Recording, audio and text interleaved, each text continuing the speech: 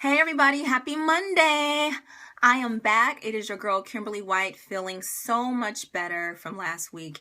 Thank you all for your love and for your prayers. I felt them. I believe that love heals, and from my heart to yours, thank you. Listen guys, it is a beautiful day. And aside from what happened yesterday, the Seahawks losing, it's still a beautiful day. Period. But my word for the day, I'm going to get straight into it, is simply this. They say that success occurs when opportunity and preparedness meet.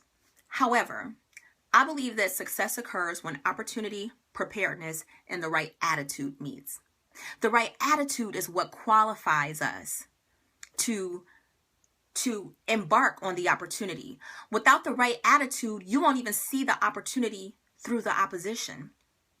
And usually in life, our greatest times to overcome, our greatest times to make a legacy for ourselves, to have a game-changing situation, is when the odds are stacked against us. So, sorry Seahawks that, they didn't win, but listen, Malcolm Butler, to me, he embodied that. He embodied just an overcomer. He embodied someone who, even though it looked like the odds were stacked against him and his team, he still had the right attitude. He had the preparedness in terms of tactical abilities, but he had the right thought process that qualified him for that moment. And so I read, I had to read up on this guy. Apparently, he had a very hard time getting to where he was. And I'm sure all of you know about it, so I won't go into too much depth. But community college guy, got kicked out of the community college program, a Division II football program that he was a part of, ended up working at Popeyes, went back into the program to barely make it onto the New England roster. He got on there not because his stats were just out of this world and off the hook. He got there for two main reasons.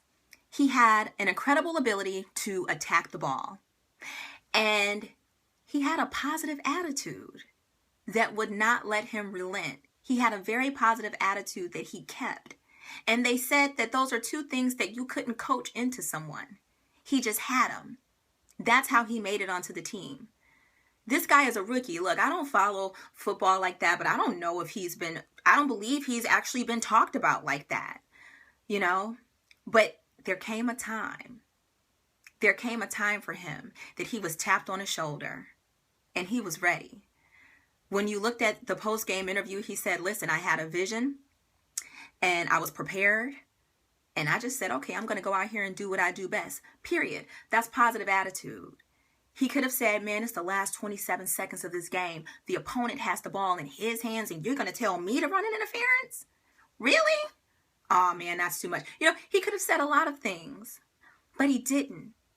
And that's what I want to stir up in you all today. What he did is a legacy for him. He not only changed the game for his team, he changed the game of his life. His life isn't going to be different from last night. But how many opportunities have we had where it looks like the odds were stacked against us and we had the wrong attitude?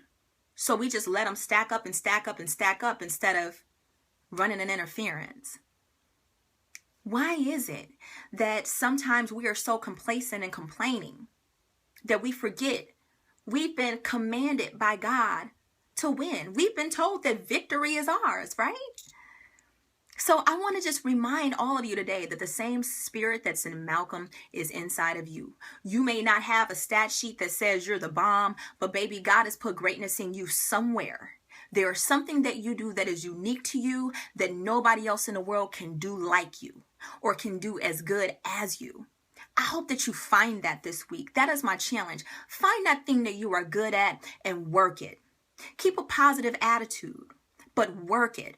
Because there is going to come a time in your life, whether it's with your finances, whether it's with your relationships, a business, a dream, a vision. There's going to come a time in your life where you will be tapped on the shoulder to change the game for yourself. You can change the game for your family. You can change the game for your life, for your legacy. I want you to be ready for it.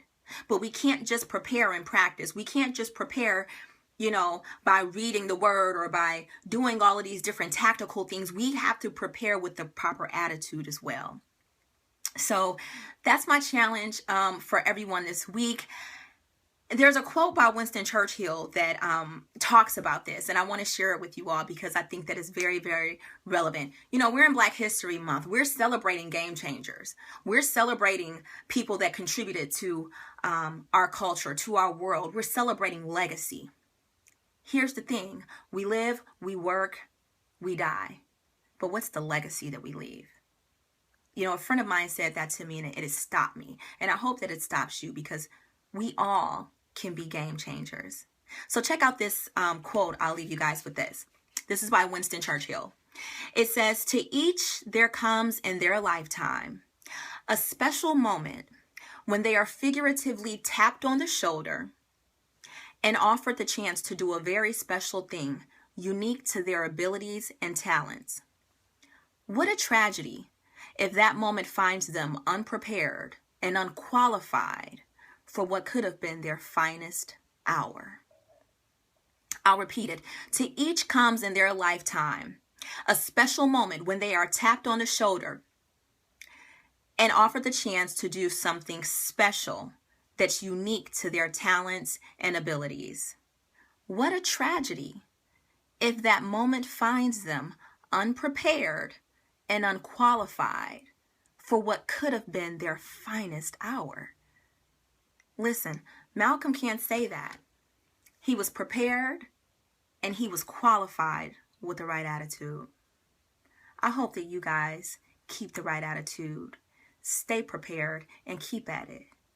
The world is waiting for us. The world is waiting for you. Your families are waiting on you to change the game. So I believe, I hope, I pray that you'll do it.